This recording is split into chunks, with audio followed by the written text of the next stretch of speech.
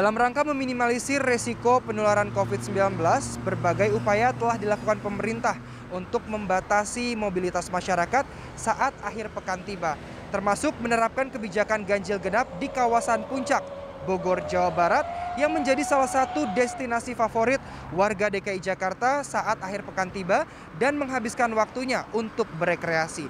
Dalam kesempatan ini kami akan mengajak Anda untuk mengulas lebih dalam lagi terkait dengan kebijakan ini. Seberapa efektifkah dan bagaimana dampaknya terhadap pariwisata yang ada di sekitar Puncak, Bogor, Jawa Barat ini. Berikut selengkapnya. Pemerintah Kota Bogor dan Polresta Bogor Kota kembali memberlakukan sistem ganjil genap kendaraan mulai Jumat 1 Oktober 2021 hingga 3 Oktober 2021.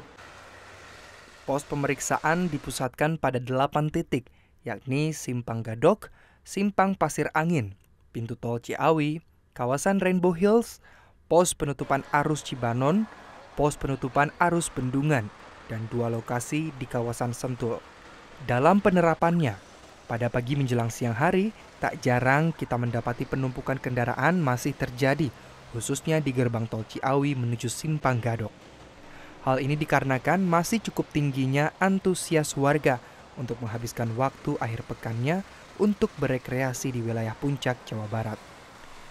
Di sisi lain, adanya penumpukan kendaraan ini terkadang menjadi berkah tersendiri bagi mereka para pedagang jalanan. Setidaknya, ada nilai rupiah yang bisa mereka dapatkan saat kendaraan di ruas pintu keluar tol Ciawi mengular.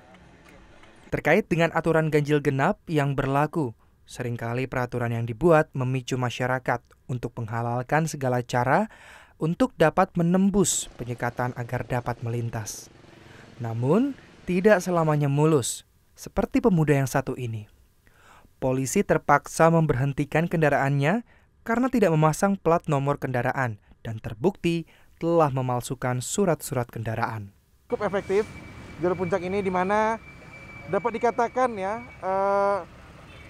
untuk one way sendiri itu kita hanya main sebenarnya turun. Hari ini karena mungkin ada peningkatan, di awal bulan kita baru sekali nih, dari uji coba 5 kali, baru sekali ini kita mainkan one way arah atas. Artinya pemeriksaan itu dan informasi, sosialisasi yang diberikan informasi pada masyarakat ini cukup efektif. Pada pagi hari sempat terlihat penumpukan kendaraan, namun pada siang hari arus lalu lintas di area Puncak terlihat berangsur lancar.